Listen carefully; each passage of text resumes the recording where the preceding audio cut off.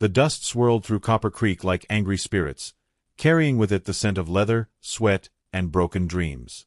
It was the kind of town that existed only because the railroad needed somewhere to stop, where buildings leaned against each other for support and hope was as scarce as clean water.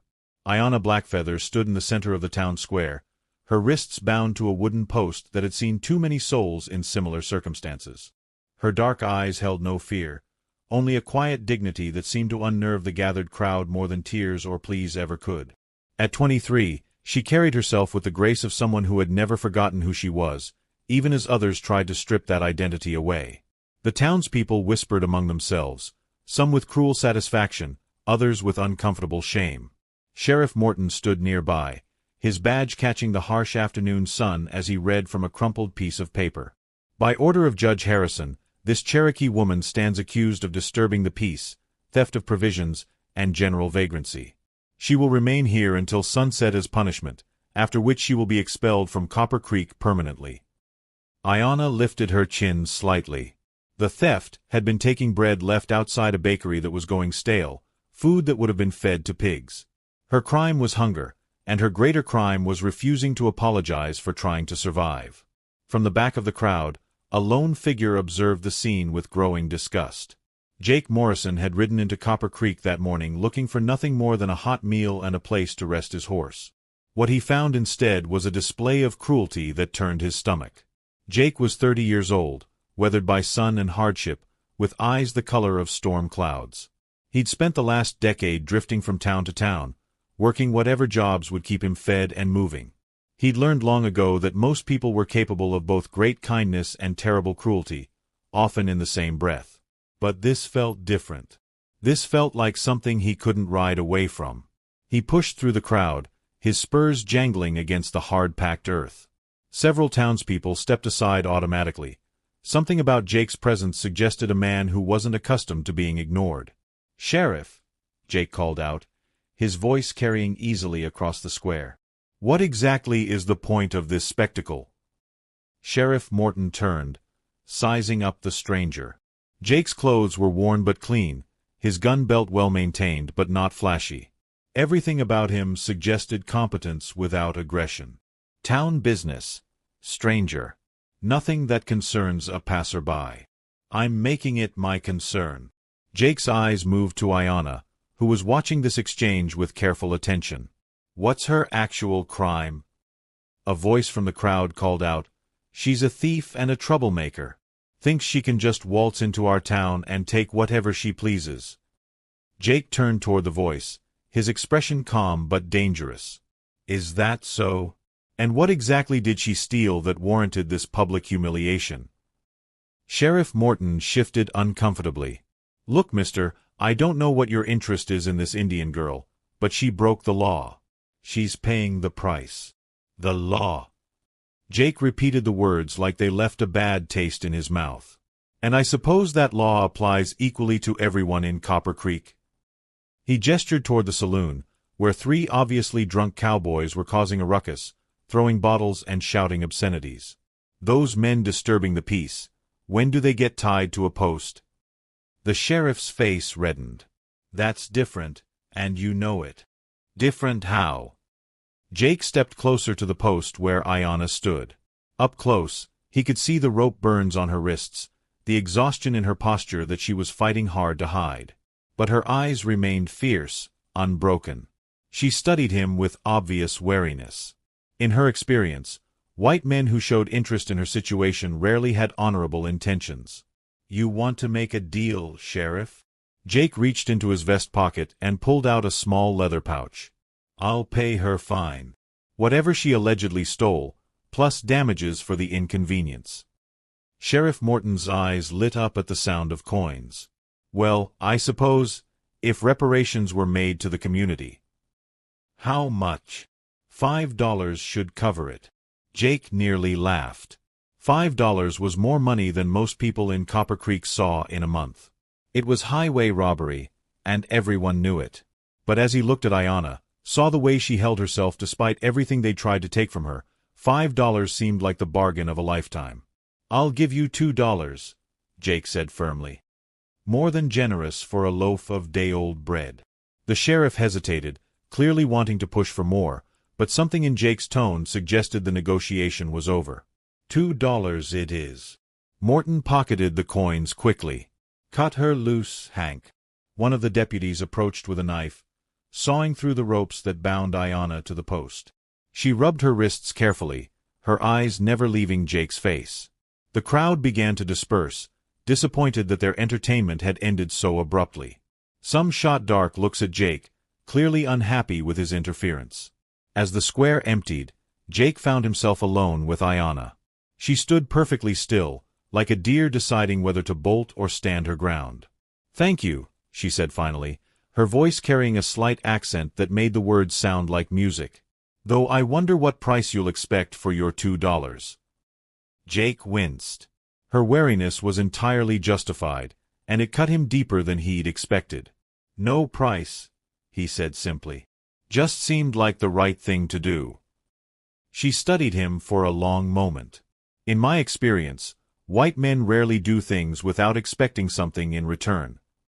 "Then your experience has been with the wrong white men." Jake touched the brim of his hat respectfully. "My name's Jake Morrison, and you don't owe me anything except maybe the chance to buy you a proper meal. I am Ayanna Blackfeather." She paused, still evaluating him. "And I haven't eaten since yesterday." The restaurant in Copper Creek was little more than a shack with pretensions, but the owner's wife could make decent stew when she put her mind to it. Jake and Ayanna sat at a corner table, an unlikely pair that drew stares and whispered conversations from the other patrons. Ayanna ate slowly, savoring each bite like it might be her last. Jake found himself studying her face, the high cheekbones and strong jaw, the way her eyes seemed to hold entire conversations that never reached her lips. "You're not from around here," she observed between spoonfuls of stew. "Neither are you." "No, but this is Cherokee territory. Or it was, before your people decided they needed it more than we did." There was no bitterness in her voice, just a statement of fact that somehow made it worse. Jake set down his spoon. "I'm sorry. For what happened to your people, and for what happened to you today." "Are you?" She looked at him directly. "Or are you sorry that you witnessed it?" The question hung in the air between them like smoke from a gun barrel. Jake realized he was being tested, and that his answer mattered more than he might have initially thought. "Both," he said honestly. "I've spent a lot of years looking the other way when things got ugly. Today, I couldn't." "Why not?" Jake considered the question. "Maybe because I finally found something worth looking at instead." Ayanna's expression softened slightly, though her guard remained up. "Pretty words, Jake Morrison. But words are cheap. I've learned to judge men by their actions. Then judge me by mine. I'm offering you safe passage out of Copper Creek, and enough supplies to get you wherever you're trying to go. And then what? You ride off feeling good about yourself, and I continue running from town to town, always one step ahead of the next Sheriff Morton." Jake leaned back in his chair, recognizing the truth in her words. "What would you do? If you could do anything?" For the first time since he'd met her, Ayanna's careful composure cracked slightly. He caught a glimpse of dreams that had been buried under layers of survival and disappointment. "I would find my grandmother's people," she said quietly. "They moved north, to the Dakota Territory, before the removal. I would find them, and I would belong somewhere again. That's a long journey for a woman traveling alone." "Yes, it is."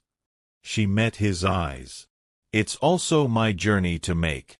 Jake nodded slowly. "Fair enough. But maybe you don't have to make it alone." They left Copper Creek before dawn, while the town was still sleeping off its collective hangover. Jake had purchased supplies and a gentle mare for Ayanna, who proved to be an excellent rider despite her exhaustion. As they rode north, following wagon trails and river beds, Jake found himself learning things he'd never expected. Ayanna knew the names of plants that could heal wounds and others that could kill. She could read weather patterns in cloud formations and find water where there appeared to be none.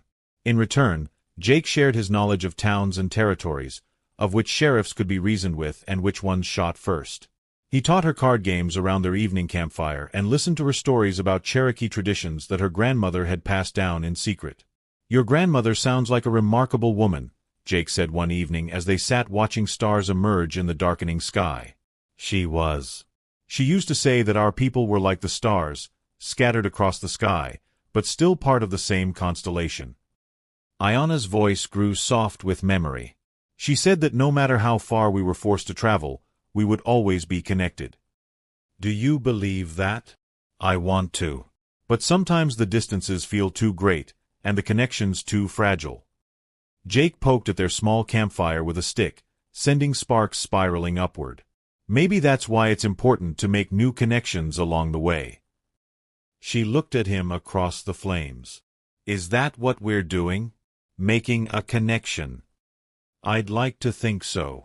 They traveled together for 3 weeks, their initial wariness gradually giving way to something deeper. Jake found himself looking forward to their morning conversations and evening stories. He began to see the landscape through Ayana's eyes, noticing things he'd ridden past for years without truly seeing. Ayana, meanwhile, discovered that not all white men were cut from the same cloth as Sheriff Morton and his ilk.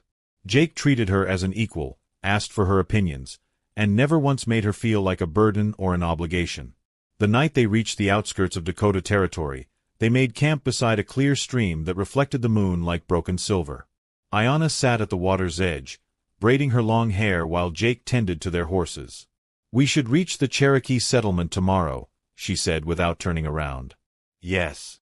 Jake's voice was carefully neutral. "Are you ready?" "I think so." She paused in her braiding. "What will you do after tomorrow?" It was the question Jake had been dreading. Over the past 3 weeks, his plans for the future had become increasingly uncertain. The idea of riding away from Ayana, of returning to his solitary existence, felt like a form of death. "I haven't decided yet," he admitted. She turned to face him then, her dark eyes searching his face in the moonlight. "Jake Morrison, in these weeks we've traveled together, you've never once asked me to share your bedroll or expected favors for your kindness. You've treated me with more respect than most men show their own wives." Jake felt his heart start to pound. "That's how you deserve to be treated." "Yes, it is. But it's also more than I expected." She stood and walked to where he sat beside their dying fire. "I need to know, is your kindness born of pity or something else?" The question hung between them like a bridge that could either be crossed or burned. "Something else," Jake said quietly. "Definitely something else." Ayana knelt beside him, close enough that he could smell the sage she used to wash her hair. "I need to find my people, Jake. I need to know where I come from before I can know where I'm going." "I understand. But I also need to know that when I find them, when I understand who I am and where I belong, I need to know that you might still be here." Jake reached out and took her hands in his, marveling at their strength and the calluses that spoke of hard work and survival. "Ayana Blackfeather, I've been drifting for 10 years, never finding a place where I felt like I belonged. But these past 3 weeks, traveling with you, listening to your stories, watching you face each day with courage I can barely comprehend, I think I finally understand what home feels like." She leaned closer, her forehead nearly touching his. "And what does it feel like?" "Like you," he whispered. "It feels like you." When she kissed him, it was with the careful tenderness of someone who had learned that precious things could be broken, but also with the passion of someone who had decided to risk everything anyway. They found the Cherokee settlement the next afternoon, a collection of well-built cabins and carefully tended gardens nestled in a valley that seemed untouched by the harsh realities of frontier life. Children played in the dusty streets while women worked at looms and men repaired tools and tended livestock. An elderly man with silver braids and kind eyes approached as they rode into the settlement. Ayana dismounted and spoke to him in Cherokee, her voice trembling with hope and fear. Jake watched as recognition dawned in the old man's face, saw him take Ayana's hands and speak rapidly in their shared language. Soon they were surrounded by people, all talking excitedly, and Jake caught the word Blackfeather repeated several times. "Jake," Ayana called to him, her face radiant with joy and tears. "This is my great-uncle, Joseph. He remembers my grandmother, remembers me as a small child before."